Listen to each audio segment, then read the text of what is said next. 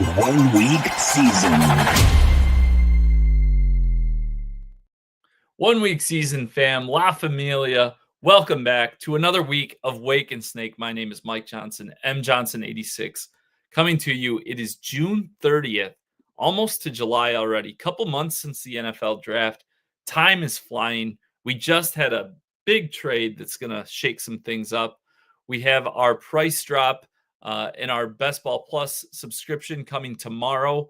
Our Best Ball Basics, $29. Our Best Ball Plus, $79, dropping from its original price of $99. Now it's down to $79. With that said, we're going to get right into things. You saw it pop up there for a second. My esteemed colleague Billy, we're together today out on the lake. You can see finally people coming together here. Drafters bringing people together. We've got the shirts. I've got the 2023. Billy's got the 2024 Drafters merch on. With all that said, we're going to be drafting. I believe, Billy, this is your 50th draft. So 50th draft. Own bonus. Get another 2 free tickets. Should be in your account now. And I think we are already live. Looks like Steve is in the 12 slot there. You are in the 3 slot. Any other familiar faces? Not that I see. Okay. Looking through. I don't recognize them. I just got done drafting recording with Hilo. We did two recordings, video. They will be up on YouTube tomorrow. One will be up tomorrow, one will be up on Wednesday, kind of coinciding with that price drop, kind of giving some people just some extra content. Really.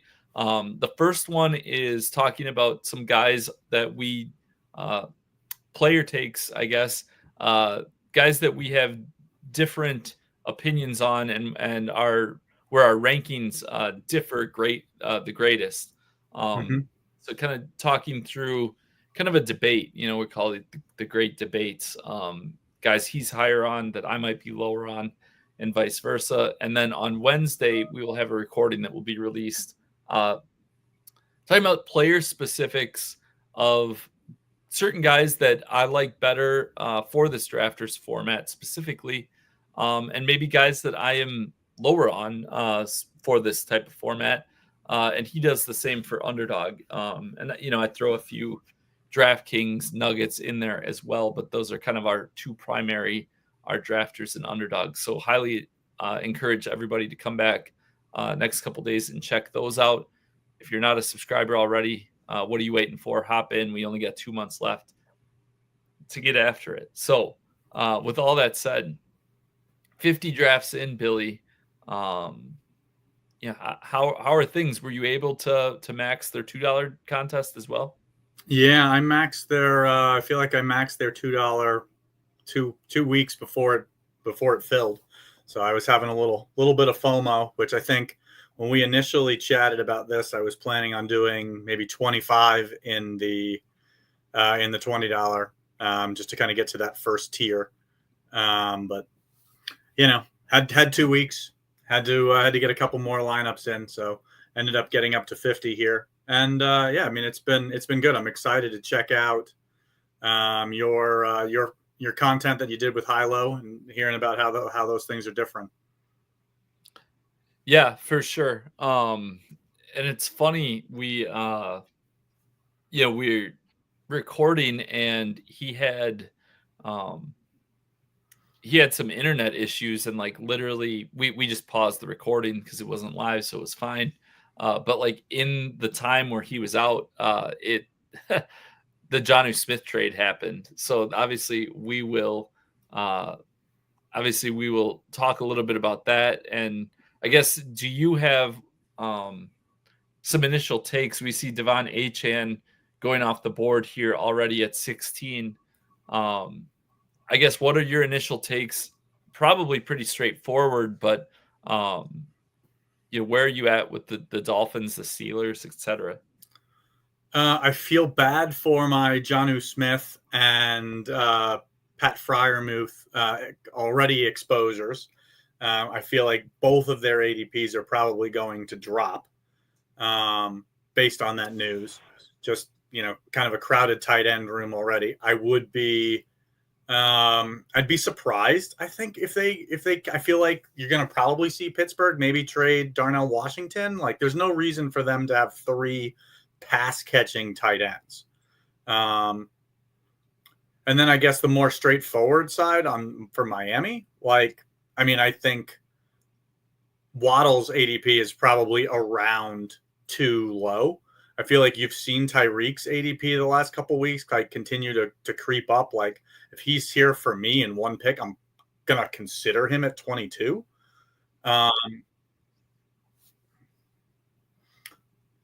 Yeah, I think I'm gonna go Tyreek here. Actually, we'll see. I'm gonna go Trey McBride here. I literally have like 1 or 2 early tight end teams in like my entire portfolio. And I feel like there's a possibility that Tyreek Hill gets back to me at 27. So happy to kind of go a little bit different on this build. And then, for me, like one of the things that, I always like to talk about on these things and in Discord is kind of planning out, or at least thinking ahead about your next picks and things like that. This is a spot where I think that if Waddle is there, like his ADP right now, obviously it's going to shift. His ADP is at like 56, 57, 58, something like that. I guess I could scroll and just cheat and look it up. His ADP is 57 and a half.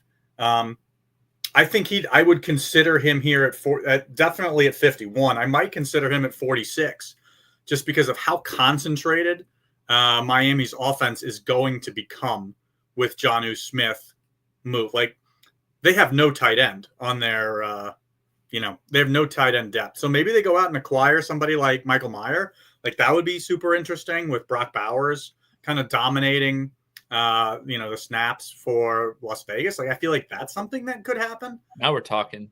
Yeah. I mean, I think that would be interesting. But as it stands right now, and I think you can only draft with the information that you know. I mean, you could certainly speculate, but to me right now, Miami is a super condensed offense. I think Achan's ADP is probably going to stay pretty like, I don't see him moving into the first round, and he pretty consistently goes early to mid second round. So I don't know that I see his ADP shifting. Like, maybe Tyreek Hill's continues to climb, and maybe you get him more at this 2-3 turn pretty often. Maybe he even moves into a second rounder all the time. I just think the biggest mover is going to be Waddle. Like, I think we'll see Waddle move from consistently the back half of the 5th round to probably into the 4th round pretty much every draft. What would be your initial take on it? Yeah, I mean, I think that I'm kind of in line with basically everything you said. I think Waddle could be he could be even higher. He could be a 3rd round type guy. I also think it's interesting, like you mentioned, the possibility of them going out and acquiring somebody. I could see that happening, whether that's another receiver or whether that is a tight end specifically. I think they've probably thought through this in terms of how they're going to approach it. They have Nick Westbrook-Akine, who has like scored touchdowns at like a crazy high rate. So I think that's, maybe he has a little bit bigger role.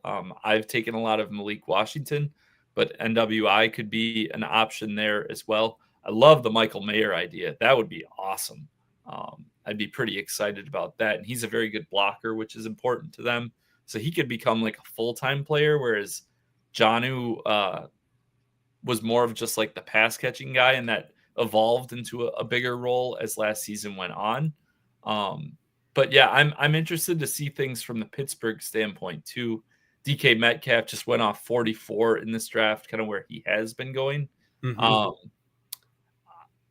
I feel like Jonnu has already been, like, he was the tight end 1 from weeks 12 through 18 or something, or 11 through 18 last season. And he was being drafted in like the 10th round. That's where his ADP falls right now. So I feel like he's already been priced down. kind of in anticipation of a roll drop and or a trade. And I think like the Arthur Smith connection, I I think if he drops much from where he's already at, like I mean, maybe he's like an 11th, 12th round guy now. But even there, like I feel like he has huge upside from there. Even if you Mhm. look at what he did on the Falcons 2 years ago when he was pissing everyone off who wanted Kyle Pitts, like with Marcus Mariota as his quarterback and Arthur Smith as uh, his offensive coordinator. He's in a better situation than that, and I think he's the type of guy that could be scheme the ball a lot. And their receiver situation behind Metcalf is just kind of meh. So I think he could almost turn into like just the big slot. Yeah, I mean, I could see that. I think maybe this is says more about how they feel about Calvin Austin and Roman Wilson. Like maybe they've done some early evaluations and thinking we're going to start running more 12 personnel, and you're going to see Freiermuth. You're going to see both tight ends on the field a lot. So I'll be interesting to kind of see where their ADPs shift. I think that maybe what makes it more interesting is you got another like a viable pass catching option. Like maybe you start to see Aaron Rodgers' ADP rise a little bit because he's generally the last quarterback off the board of like the for sure starting quarterbacks. Right. I mean, I wouldn't be. I think he probably goes right at probably around pick 180. I mean, I guess I could just look and not have to guess. Yeah. His ADP is 179. So yeah, right around 180.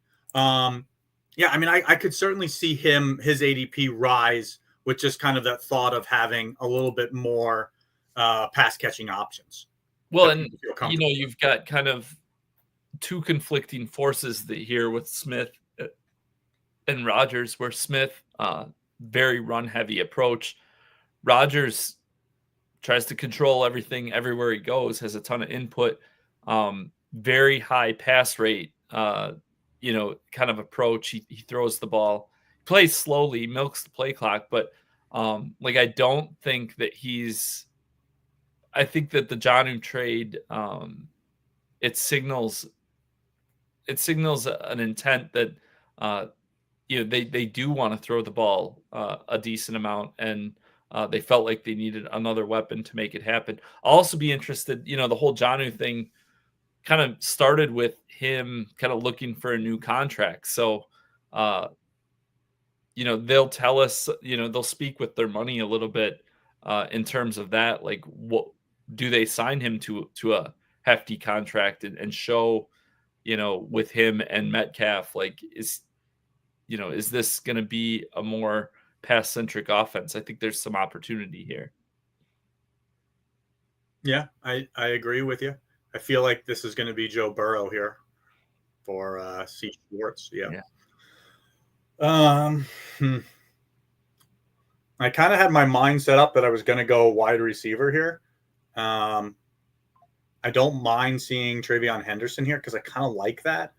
Yeah, I think I'm gonna go running back here, which I know it's not generally where I feel like you would have gone, but that's okay. It's why we have difference of opinions. I feel like I probably got to go wide receiver the next two picks. Happy to see Debo fall a little bit here. I don't know that I want to grab Debo here just because I already have 2 week 12 buys. I'll probably pair up Stephon Diggs and just kind of bet on multiple offenses here with New England. There you go. And kind of hoping, it'd be interesting to kind of see, and maybe we'll get your thoughts at the time. If this comes back to me, and let's say Kyler Murray is probably going to be there for me at 99, would you consider that with McBride, or do you feel like I'm probably? I feel like on a build like this, I really need to probably, even if I have to reach half a round to grab Tua, like this is a build where I probably want Tua just because I've taken 3rd and 4th round capital on 2 Dolphins pass catchers. Yeah, I mean, I think, Yeah, a lot of it just depends on how the rest of the board is falling and what you're wanting to do with it. I think also kind of where you're set up here, um, you know, obviously Jefferson, you're going to have a shot at getting McCarthy in there too. So, if you wanted to bet on the Vikings, Yeah, so for sure. I think your options are there. I think and you're doing like you said, you maxed out the $2 and you're 50 into this one, so you'll probably be in similar situations a decent amount. Frankly, you might not be able to get that Hill and Waddle combo where you got it, at least for In much the upcoming longer. weeks. Agreed. Yeah. So, I think I would probably try to draft kind of with that in mind, that getting Hill and Waddle in the third and fourth probably will be tougher. Agreed. So yeah, I always it's one of the things I feel like you're trying to cue me up to for the OWS subscribers. Like, this is a great reference point of why Mike and I really like that drafters tracking sheet, to kind of make sure that like you're diversifying when you've got similar starts, to make sure that you're not kind of building the exact same type of teams. So yeah, I do really like that. I always like to kind of track what others around me are doing. So Addison being to my left, over here with the 2-hole, like if I want, if he's there, and I want to go JJ McCarthy, like I probably got to take him at 118. He likely doesn't make the turn back to me, even though he took Hurts early. Like, I could totally see, I don't know this drafter. I could totally see him grabbing McCarthy there. So if I end up wanting to go Minnesota stack, probably got to grab him at 118. The drafter with very creative username. Yes, that's why I didn't say. That's why I didn't say it. Say it, Billy. Say it. If it was Justin, 203, I would have called him out. But yeah, no, we're gonna stay relaxed up here in the mountains today. Yeah, exactly. Yeah, for sure. And Hawkinson just went there for you as well. Yeah, I think Emeka Egbuka, he just went at 86th overall. He's an interesting one who it seems like his ADP is creeping up. That frankly is the earliest I have seen him drafted. Interesting one, seeing him go at 86, just with Evans, Godwin, McMillan still in tow. I'm a little surprised by that. Jalen Warren goes off the board there at 92. He's a guy that I think him and Caleb Johnson, adding Jonnu Smith to the mix, like regardless of target shares and stuff, it should make the offense better, right? Mm-hmm. So I think those Pittsburgh running backs probably won't be discussed as much in terms of how a trade like this affects them. But I think, Warren's a guy that I pretty consistently target in this 8th round. And I could see, if he holds steady, that will be even more so the case for me. Yeah, I think, the discussion on Kyler Murray is no longer needed. Yeah, I mean, I think that Warren is a guy I have a lot of as well. I think I'm going to probably grab this is interesting. Like, I feel like you take ETN here. I'm gonna grab another wide receiver just because I feel like I need to get a little bit more depth at wide receiver here. Just I haven't taken as many, and I do have some question marks with Ayuk as my Diggs and Ayuk as my 4th and 5th, or 5th and 6th. Hard to say. Yeah, I think we're gonna get a lot of fallout out of this. What doesn't seem like a huge groundbreaking trade, just because we're talking 2 defensive players. But I think that we haven't seen the end of this. I feel like you mentioned it. Pittsburgh's going to have a plan here, or else I don't know that this trade just makes sense for them. You mean for Pittsburgh with Jonnu coming in? Yeah, and Miami too. I feel like Miami's probably going to have to address tight end. Like, I don't think they can run with what they've got. There were some guys, like you take Bateman there, like kind of could be ahead of the game with like a guy like Mark Andrews, who had like a lot of trade discussion around him. You know, does he now become expendable, or does he become a guy that now the Dolphins say, okay, now we're going to target a tight end? You know, maybe he stays, maybe he isn't moved, but you know, there were 3 or 4 tight ends. We talked about Mayer as a guy that made sense. He's a late round pick. And I'll probably take some shots on him in the next couple weeks, just with that in mind. But like also Andrews and some of these other guys, Kyle Pitts, you know, are one of them moving to Miami would, you know, they would slot right into a certain role. If Andrews got traded, guys like Bateman, Isaiah Likely, their projections all of a sudden, the way they look, you know, are 2 or 3 rounds light. Bateman's an interesting one. I actually saw something on Twitter or X in the last couple of days.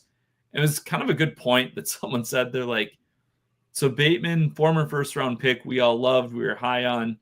He finally breaks out. He finally stays healthy. You know, he was like their leading receiver in the playoffs. And now we're down on him. Like, you know, because you took him, usually he goes like that 9-10 turn. You took him a little before ADP here. And I was like, yeah, you know, that's kind of right. He's probably a guy that I would like to have more of than I do. Yeah. And I mean, again, it's just, it was situational for me. Like I really felt like I needed another wide receiver, and just seeing where the Lamar Jackson drafter was on the board, you know, he didn't get Zay Flowers. So like, he's going to be targeting Bateman. Like Bateman's not going to fall. He's not going to pass on him twice. So if that was a guy I wanted, that's a guy that I probably needed to reach half a round for. Yep. Excuse me. Who do we have here? Oh, Christian Kirk. Steve took, or Maximus, our boy, took Christian Kirk at the 9-10 turn there. That, you know, that Texans wide receiver situation, interesting one. They have their offensive coordinator replaced Bobby Slowick. Formerly was with the Rams under Sean McVay. And the Rams, we know, have, you know, they run their like set personnel and they keep the same guys on the field a lot. So Christian Kirk, like, he's a guy who was a 5th, 6th round pick last year. You know, you could definitely argue he got a quarterback upgrade, got an offense upgrade probably from what Doug Peterson was doing in Jacksonville last season. You know, and Nico Collins, he's not really like a slot type. Like he's a prototypical like perimeter type receiver. He's super talented. But I think Kirk could like he could fit into that like movement type guy who can make plays underneath, who can be schemed targets. You know, I guess overall, have you been approaching that Houston wide receiver situation? And I'll let you pick here, and then you can talk about it, and I can repeat any of that if you need me to. Yeah, let me decide if I want to go another wide receiver here or grab a running back. I have like so few shares of Cam Scatterboo. Like I'm just not. Don't do it. Huh?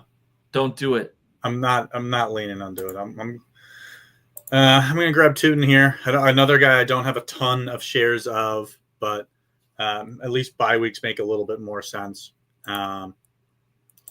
And I feel like I'm going to need a couple more running backs here. We're going to have some question marks about Travion Henderson. He may not start the season as the starter. Like, you know how I really like to kind of handcuff running backs occasionally as my 2nd or 3rd running back. Like, it's a spot where I considered Ramondre Stevenson and just said maybe I'd get, you know, a usable score out of a New England running back most weeks, but opted against that. I feel like I like to bet on that with slightly better offenses than what we've seen out of New England the last couple of years. Circling back, Christian Kirk. I like Christian Kirk. Like, I feel like it's a good situation for him. You know, I feel like, and maybe this is just some type of narrative that I've got in my head, but I think we're going to get a good year out of either Christian Kirk or Deebo Samuel, like guys who have shown some good seasons, 4 or 5 years into their career, getting a quarterback upgrade, moving to a new team. I feel like those are probably the two candidates that I feel like kind of fit that mold of being, having some productive seasons, but moving and probably getting the best quarterback of their career.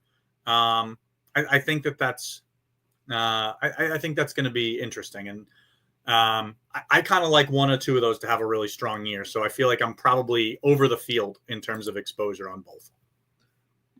Yeah. I want to talk to you. Yeah, and I agree about the it's so easy to get excited about the young guys, right? And because the uncertainty, and it's like, well, what could they become? Could, when you tell yourself these like wild stories, but also like some of these guys are, sometimes it's like there's value in just like these guys are professionals. Like they're still sub 30 years old. They're productive players. They've been around the block. They know how to play. We lost Billy. Anyways, I'll just keep rolling along. I'm sure he'll join back up in a minute here. But I think that sometimes you can kind of overanalyze and overestimate like the decline of some of these players. And I think Kirk and Debo would hey Billy would qualify as guys who I would not quite write off yet, and I think that they are massively discounted at the moment. Probably people are writing them off too soon. I want to bring up and ask you about, so he's actually still on the board. Jared Goff is still on the board in the 12th round here. His ADP is now down to like 119. And it's interesting to me. We're kind of at that point in the season. Some guys just don't have like that appeal, right? It's not like exciting to click their name. Kind of nice segue from the Debo and Christian Kirk, like veteran guys. But like Jared Goff, he was the QB6 last season. He was the QB7 in 2023. He isn't QB10 in 2022. So 3 straight top 10 QB seasons. This Detroit offense, I mean, they lost Ben Johnson, but they're still going to be a good offense.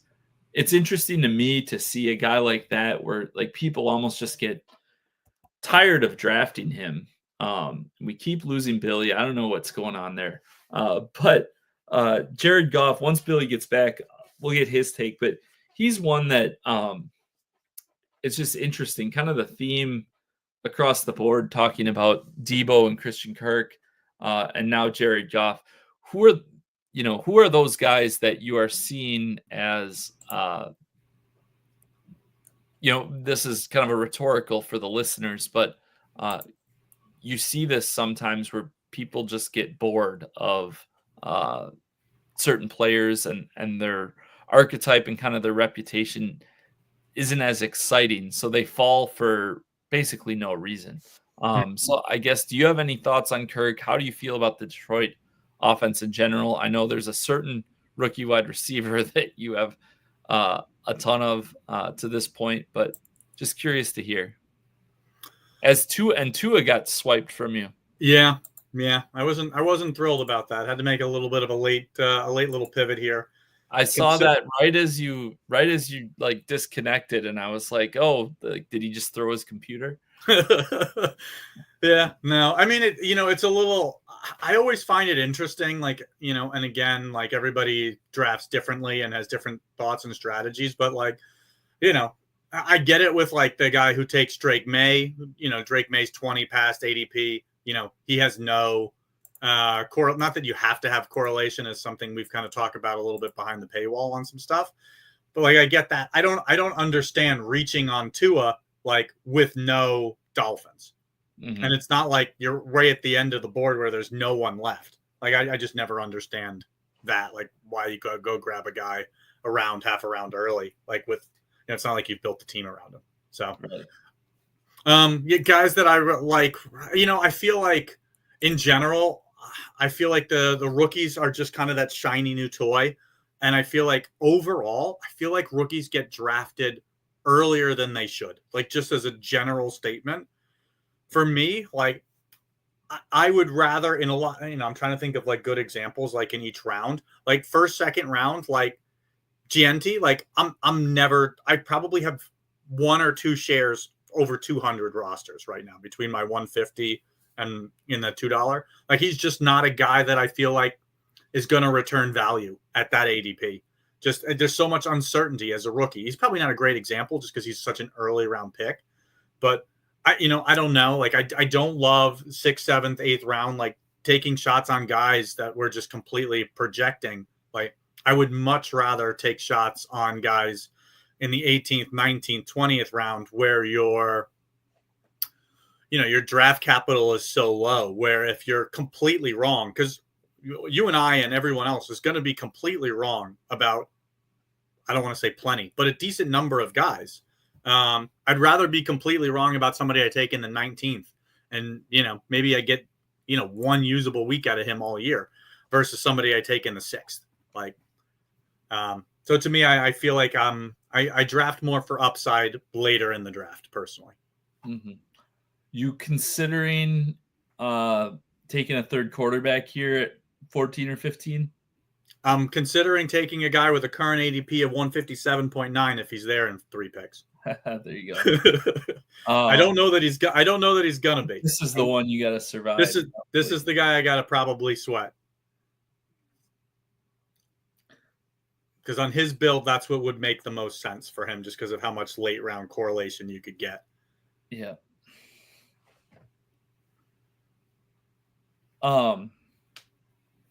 Talked about the but I'm happy to give my dart throw. My favorite rookie that I've got a ton of, it's Isaac Tesla. How do you just in general, the Detroit offense, how do you feel about them this year? I mean, they were basically the top 2-3 offense last year, and I don't know that they took a major step backwards this year. Their center retired, which I think, if anything, it's a detriment to their run game.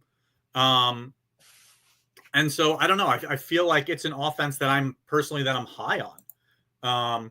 Well, and just kind of their mantra, right? Like, they're not afraid to drop 40 points on somebody. Like, just because I think their defense is going to be a lot better this year because they get all these guys back that were injured. For some teams, that might, like, their pass rate kind of went nutty. They had some crazy games at the end of last season, including their playoff loss to the Commanders. Their defense should be a lot better this season, but that doesn't mean that, like, their offense doesn't keep scoring 30 points a game. Mm-hmm. So that's an interesting one for sure. You go ahead with Chubb. So, Texans backfield, I guess. Chubb, kind of one of the more recent news. He signed earlier, a couple weeks ago, 2 or 3 weeks ago, with the Texans.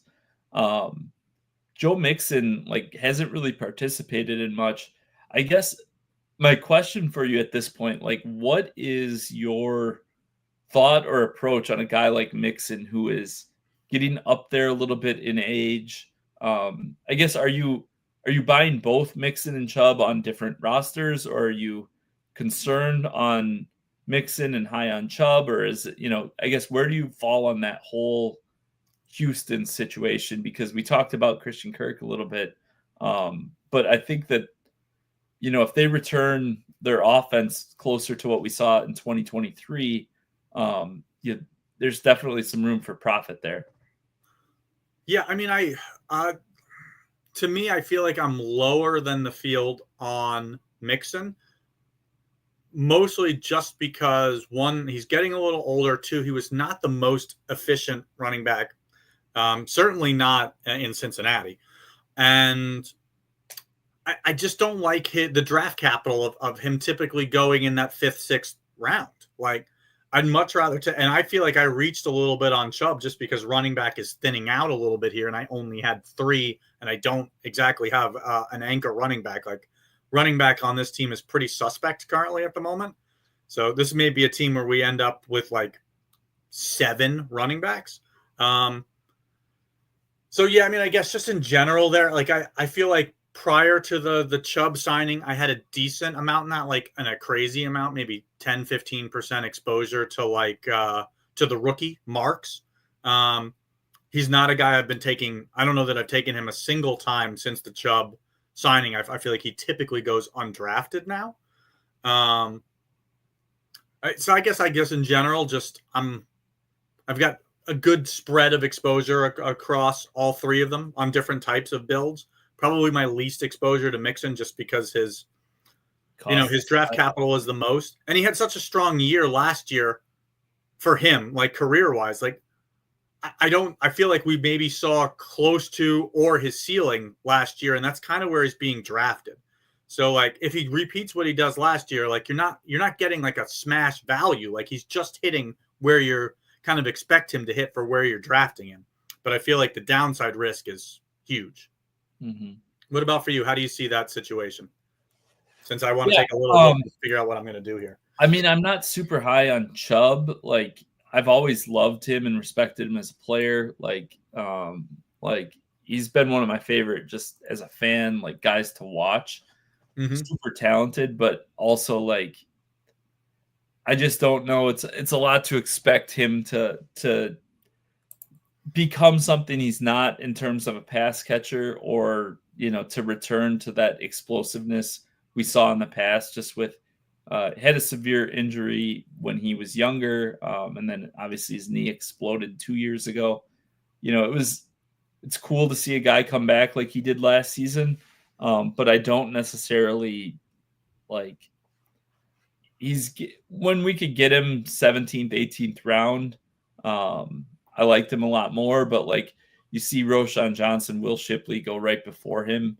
Obviously, he wasn't available for you here, but just in general, not really a guy I'm chasing as much. I am pretty high on Dylan Sampson, who you just clicked on for the Browns. I think Kevin Stefanski offenses. We lost Billy again. Kevin Stefanski offenses, have been very good throughout his time. He's one of the better, in terms of scheme, one of the better coordinators in the league. Well, he's the head coach, but in charge of the offense. And kind of similar to that Houston wide receiver situation, Quinshon Judkins was the 2nd round pick, kind of the higher regarded guy, but Sampson is like, he's a good prospect. He's probably a little more well-rounded in terms of how he can catch the ball and could be involved. So I'm not sold. I'm not very high on Jerome Ford at this point. I think he was kind of just like, he was available and decent. So for the Browns in the past, he was fine. But I think those rookie running backs, Sampson and Judkins, are going to kind of be the main guys, in my opinion. And I think it could be closer to a 50-50, or even like Sampson is like, it wouldn't shock me if he has like a very big role and getting him at pick 190 like you did there.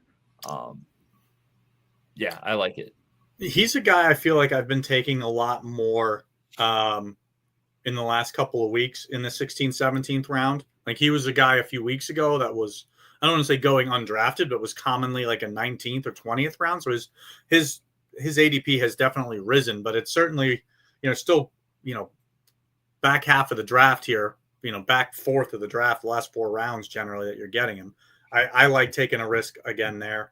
I think if I had known that Ward would still be available to me at 171 versus 166, I mean, I much would have preferred Roschon Johnson or Will Shipley to Chubb.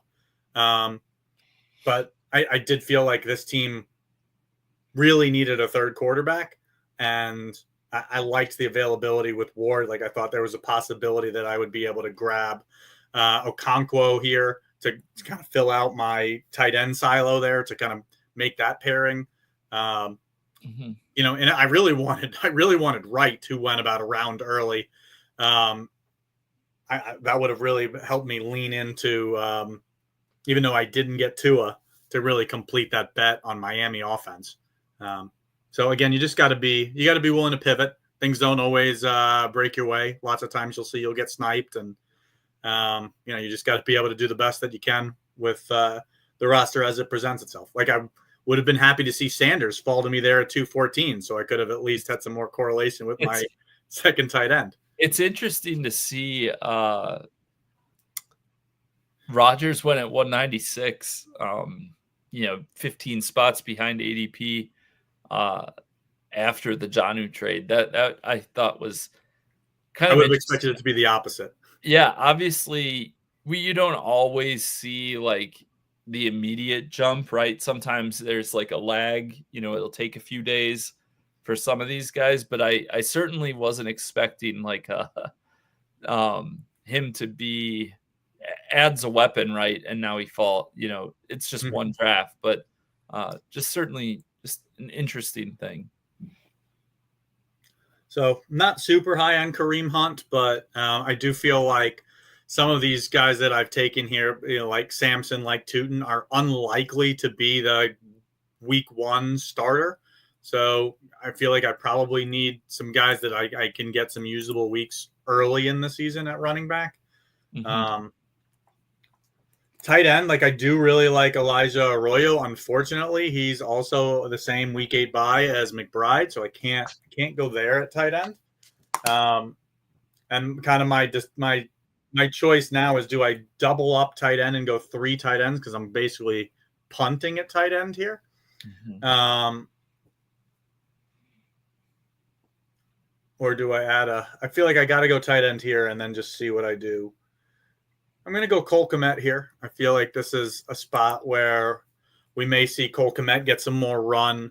You know, for me personally, like, I'm not as high on Loveland as I think others. I think you and I talked about this last week.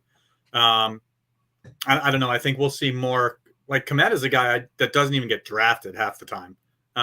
He's a guy I don't mind taking some shots on, but I do feel like I may have to take a third tight end on this build, unless you think, I'm asking your opinion, if you think it makes more sense for a 7th running back. And I'll give you the squad. I think that I could see it on the side there too. I think that the way you kind of paired up Hunt and Chubb as those vets, with, you know, Tootin and Henderson potentially as like rookies who they could hit, but also, like, you know, I just finished up the pod with, or the recording with Hilo about, you know, different formats, right? And DraftKings and Underdog, guys like Henderson and Tootin, if they're kind of slow starters, doesn't really matter if they're hot when the playoffs come around. If they still have a nice season and get going, you know, by week 5, 6, whatever. But it, you know, if they have to get phased in, if they have some poor weeks, the offenses struggle with new coaches in their first year, early in the year. I think Hunt and Chubb kind of fit that mold as guys who could just, you know, they could give you a couple 15 to 18 point weeks during that early window of the season. And so I think you've kind of pieced together your running back room well. I think Terrence Ferguson or Ben Sinnott as a third tight end are guys that I would really like. Go ahead with Sinnott there. And Kmet, to your point on him, I just think it's a matter of, so you have, if you think of, you know, they're going to primarily play one running back on the field at a time, and then there will be their quarterback, and then they have 4 other skill position players between receiver and tight end. And really there's 5 guys kind of vying for that. You have Moore and Adunze, kind of the locked in guys, and then Burden, Loveland, and Kmet as the guys we're kind of unsure of. And it's easy, you know, kind of bringing it full circle. We talked about the shiny new things with rookies, and I do like Burden and Loveland a lot. But really any of those other 4 guys is hurt or struggles to get going, or they play more 12 personnel and have 2 tight ends on the field. Any of those scenarios, and Komet is in that group, and he's playing a lot for an offense that I think could be very, very good. So he's definitely one, and again, kind of tying it together with right away what we talked about with the Jonnu Smith news. Could he be someone who new regime in Chicago? He's a capable pass catcher, but also he can run block, which is kind of a requirement for the Dolphins. Is he a guy who's expendable and the Dolphins can get for a 6th round pick? What does his ADP spike to? Probably like the 12th round, right? If if a week from now he got traded to the Dolphins, I would think all of a sudden he's in kind of that range. So I like how you brought it together with him and Sanat, who I've talked about Sanat on a number of different times throughout this best ball season. So I'm not going to talk too much longer on him. We're already over 45 minutes, but I think you brought it home nicely. Yeah, I mean, a lot of uncertainty still here in June, so we'll kind of see how the next 2 months shake out with and potential trades, and roster may look a little bit different, but always enjoy drafting with you. I guess I was just aligning with Hilo here and making sure both. And we lost Billy. Just really bringing it full circle to end it. My internet has hung tight, so we've been all right. Oh, we got Billy. I guess just before we lose you again, just, read the roster, and then we'll let these people get out of here and go enjoy 4th of July week. Thank you, buddy. Yeah, same to you. Yeah, I just wanted to make sure I was aligning with your recent recordings with Hilo and having the internet drop. There you go. So we go 3-6-8-3. Not my favorite build, to be candid, but we go McCarthy, Bryce Young, Cam Ward. At running back, Cook, Travion Henderson, Bashan Tootin, Nick Chubb, Dylan Sampson, Kareem Hunt. Wide receiver, Justin Jefferson, Tyreek Hill, Jalen Waddle, Stephon Diggs, Brandon Ayuk, Rashad Bateman, Adam Thielen, and Alec Ayamanor, and then McBride, Komet, and Sanat at tight end to kind of round it out. Definitely strong at wide receiver, probably fine at QB, and probably some questions at running back and tight end. I mean, I guess if you get a 300-point season from McBride, it really doesn't matter who his other 2 guys are. But the questions on this team are definitely around running back for me. Yeah, there's some upside cases there at tight end, though. And if one of those guys hits, even with, we talked about piecing the running backs together, but also, you have Ayuk and Diggs, both guys coming off injury. So if either of those, if your second or third tight ends, Sanat or Komet, ends up with a little bit bigger role than the field's expecting, they could help fill in some flex weeks for you and stuff too. So obviously we're chasing a unicorn in terms of trying to take first out of, thousands and thousands of entries across the leaderboard. It's different than the DraftKings or Underdog, where you just got to beat 10 people for 14 weeks and then win a sprint across the last 3 weeks. So certainly a lot, you're going to need a lot of things to break right, no matter what roster you draft. So just kind of the nature of the beast. But I've been recording for like 3 hours straight here. So I'm going to go ahead and sign off. If you have anything to add before we go, otherwise we'll say goodbye to the viewers. Nope, all good. I got a 1:00 work call, so I'm going to pop off and hope for better internet. I was going to say, well, thank you all for joining us. We will be back again next week. Again, tomorrow, you will have a show with myself and Hilo, the great debates of player takes. And then on Wednesday, going deep into players who fit better in various formats. Again, Best Ball Plus price drop to $79 tomorrow. If you are not already on board, come check us out. rankings updated, written works. I dropped a new tool for the drafters peeps just last night. So a lot. We're going to take it down this year. I got a good feeling. So with that said, Billy and I are going to get back out in the kayaks, and we will see you all next week. I am Mike. He is Billy. You can find us on Twitter. You can find us in Discord. You can find us in the draft rooms. Peace. 1 week season.